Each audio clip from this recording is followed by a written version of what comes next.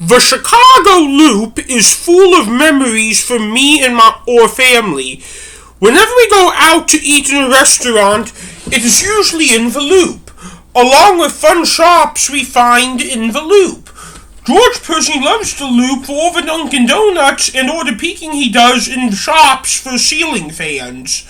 Sam loves the Loop because he loves watching the trains go from above. I personally love the Loop because I love looking at tall buildings. After about an hour of walking, we stopped at the Washington and Wells Dunkin' Donuts, and Sam got an Oreo donut, and about 45 minutes later, we arrived back at the library to go back to our building. What time is it? I asked Sam when I arrived back. 3:30, Sam said. We have about 2.5 hours until Mom comes home. So what are you going to do at that time? Asked George. I am going to head to the Chicago Library to continue to study books about autism research findings. After that, I am going to do something I never do, I said. Whoa, what time is it? What is that? What is that? Sam asked. I am going to go to the train station and wait for the Brown Line train Mom is on to come in so I can greet her. I then left the condo to go to the library. I tend to spend about 10 hours a week in the downtown Chicago library doing research on trying to find a cure to autism, and then take it back to the condo to conduct experiments. I also like going to the library because it's quiet. I don't like loud noises for being autistic, and I don't like noises, period, especially when I do my research. And since I like quietness, period, I love going to the library.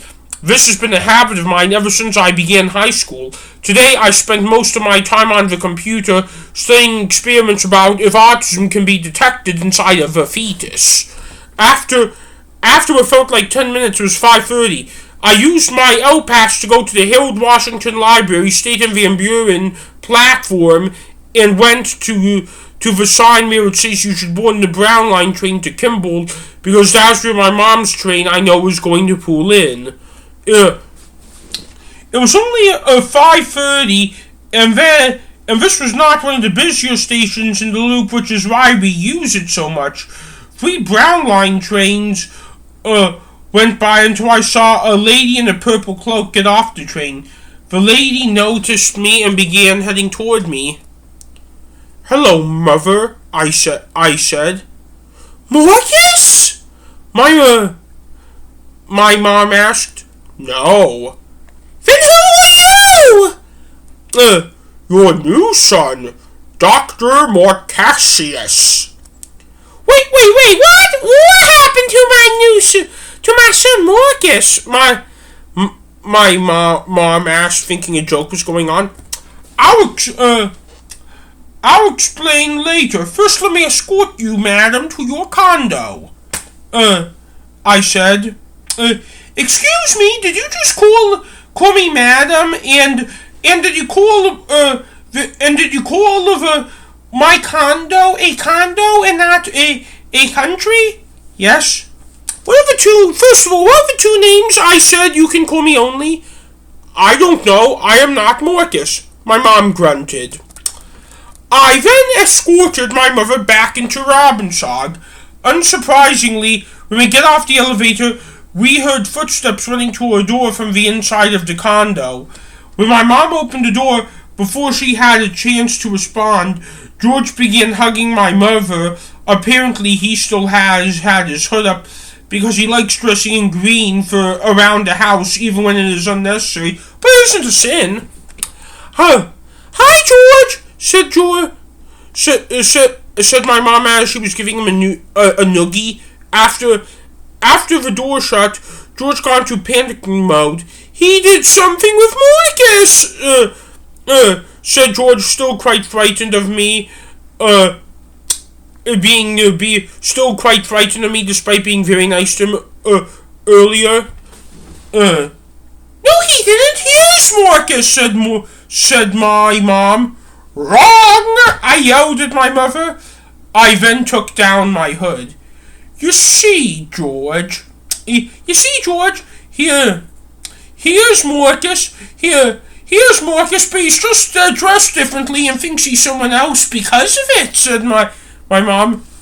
No, my name is Dr. Marcacius, I said. My mom, I could tell, was not taking any of my shit, and I was beginning to have with her, so we switched the topic altogether. Heat the electric grill, she said. Yes, my queen, I said as a truthful insult.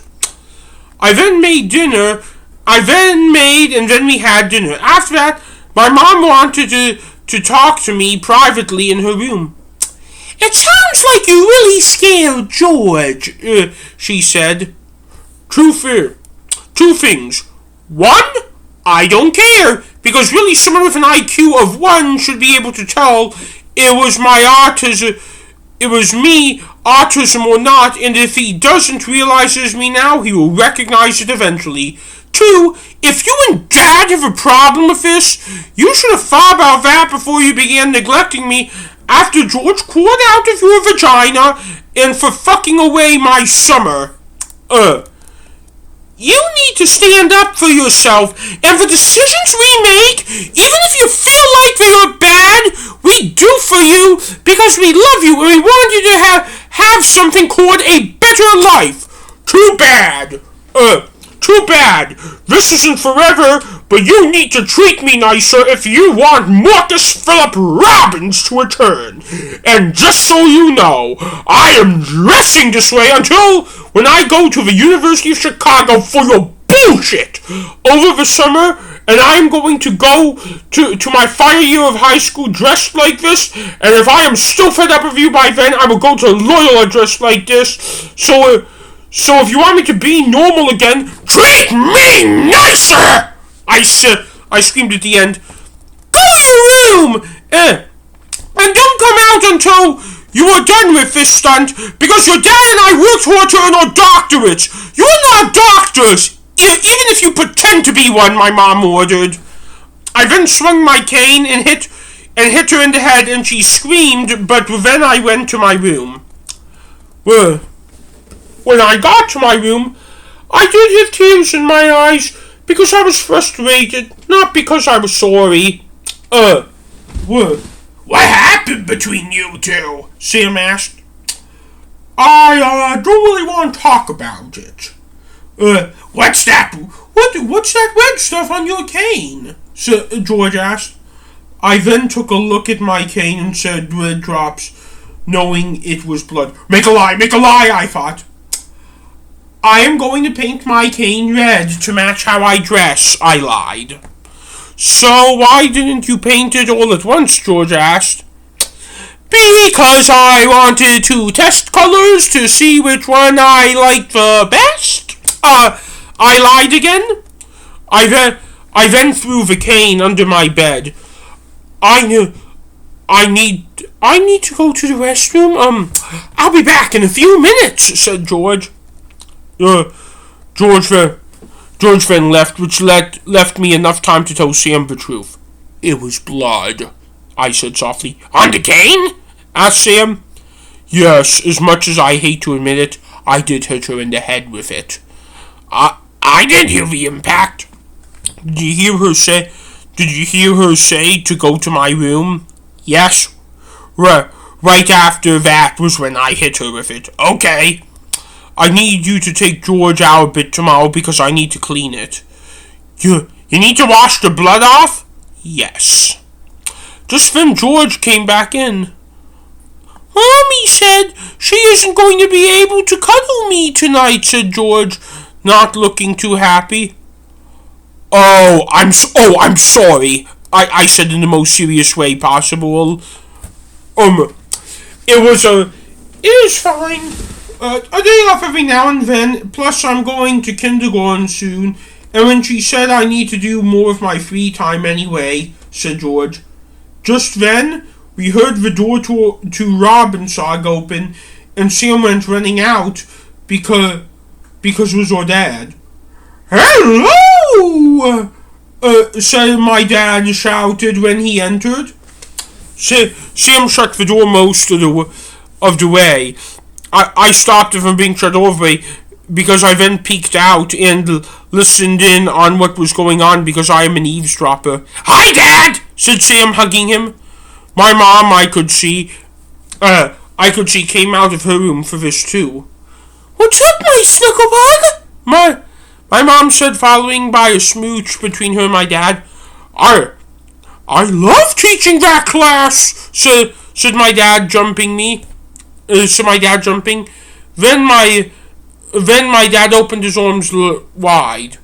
But I love you more.